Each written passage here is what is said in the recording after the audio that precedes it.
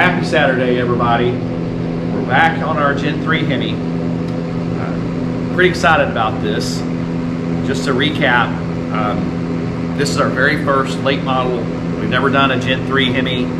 We're used to the older legacy stuff, but I learned a lot, and yesterday I learned even more. So I hope this helps with somebody that may have some of the first gen Hemis with the older sensors, mixing and matching with some of the newer sensors. So just to recap, this is a 2005 or 6, I believe, 5.7 block.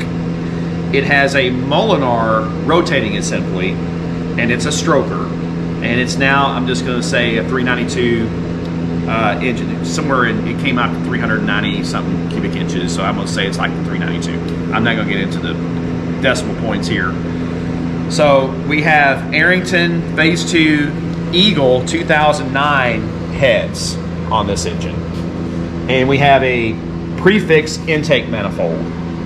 And we have a Holley throttle body. Now what I want to share with everybody on this build, I've learned a lot, and the guys on Facebook, I hope you guys on this video, thank you very, very, very much for your help. One of you gentlemen, I've referenced you in one of my other videos. We got our starter situation figured out to run it on the test stand. The Ram 1588 flywheel, stock 833 bell, and a Dodge Dakota starter, and it turns over magnificently. So very happy about that. Now, my friend Brian Smith helped me out with this build, and I really appreciate it. He's always helping me out, taking my dumb questions that I'm always asking, because I'm learning on this thing. So on our sensors, we have the old style sensors. So if, for instance, the crank sensor, the cam sensor, and I don't know that my coolant temp sensor is on its way. I don't know if those changed, but at least these two here, these are the older style sensors. Now, Holley has several different Terminator systems for Hemis, and that's what we're going with. We're gonna go with the Terminator X Max, I believe is what it's called. And there's some things you have to do, because what we have here is we have the later model coil packs. So these are the updated coils. So when you get the 2003 to 2000, I'm not sure what it's called here. Let me tell you what the part number is. So the part number I'm looking at is the Holley EFI Terminator X Max 2003 through 2006 Gen 3 Hemi. And I'm trying to look for the part number here. It's not showing me the part number yet. I will get that. But this system will require an adapter harness, which they sell. They sell the adapter harness for the old style sensors, but to adapt to the new style coils. Now, we also have the EV6 injectors in this engine right here. So what I learned was you can buy the harness, the adapter harness is $170. And the guy from Holley was, man, he was so helpful. I've got nothing but great luck out of Holley. We do a lot of snipers, so I stick with the people that help me and make things work. So he suggested to me that I could buy a later model harness for the coils and just repin it. And that's, you know, that's probably a lot of you guys are really good at repinning harnesses. I am not. But I did see on Sublime Performance, I believe it's the DIY guys, they have, it looks like, an alternative to that. And I'm going to show you what that is. So Sublime Technologies, it looks like they have the Hemi coil pack adapter. This Hemi coil pack adapter harness is for those running 03 and 05 Hemis with the older coil pack setup and want to upgrade to the newer 06 and up Hemi style coil packs. Let's see, blah, blah, blah. Anyway, this is what they look like. And this is from Sublime Technologies. And you guys tell me, am I going down the wrong road here? But this is $75. The Holley adapter harness was $170. That's why the gentleman in the tech line told me just get a newer one and repin it. But I'm not that comfortable with doing that. I'm going to spend the money in this area, so I don't take any chances. So that's what I've learned on the older style versus the newer style sensors. Now, some of you guys are buying crate engines or engines that are already with the harnesses. I understand that. I get it. But I'm starting from scratch. This is where I'm at. Now, I also want to mention, some people may like it, some people may not. I don't care.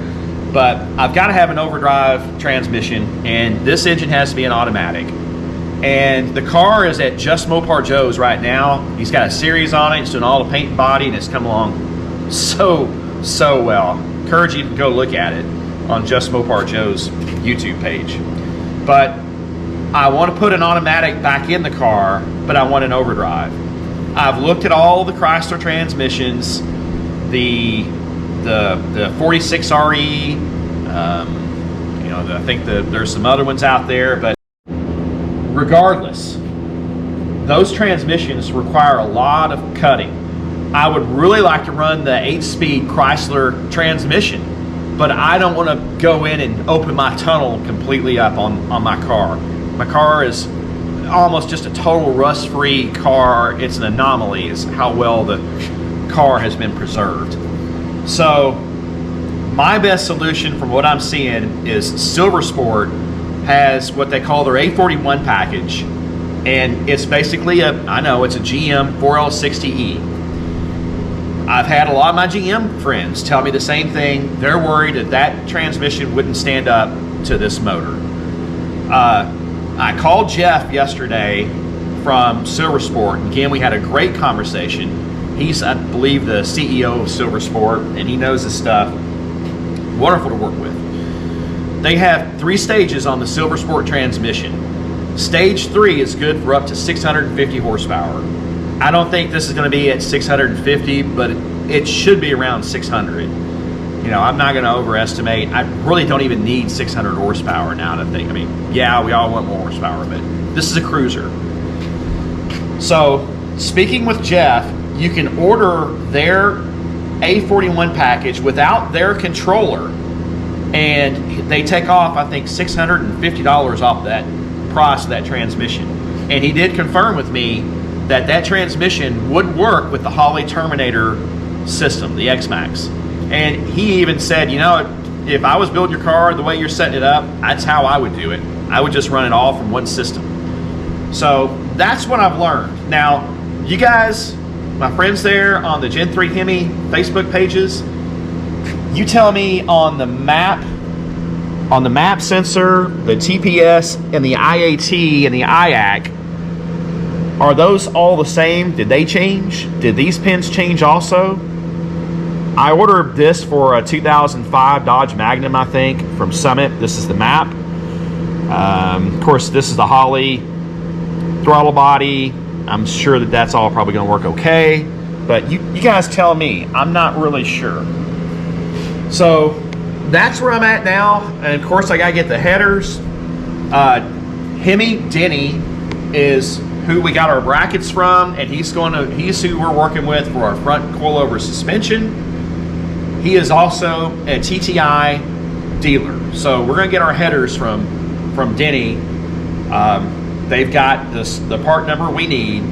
The Silver Sport bell puts the starter on the driver's side, just like the factory had it, because it's basically it takes like a Mopar bell design and adapts it to the 4L60. So yeah, that's where we're at. And as soon as I get the headers and the Terminator system, we're going to be firing this thing up. I don't know whether to get excited or be prepared to run. I don't know. Things are going to fly on the side of this thing. I have no idea. I did the best I could. Again, I'm used to working on legacy stuff. Not this, but it's still an engine. Just some differences. So I hope somebody gets something out of this. I went through a major learning curve on this. My friend Brian's, I think he's trying to be nice, but I think he's trying to say, quit making it harder than it needs to be. It's not that complicated. So I'm really, really liking the Gen 3 Hemi. I'm really liking the, the plug and play style thing. I'm sure this what the LS guys are really enjoying. I'm seeing why they like those engines. So yeah. Anyway, hope y'all got something out of this. We're on a learning curve here, but won't be too terribly long. We'll be firing this thing up. So hope everybody has a good Saturday.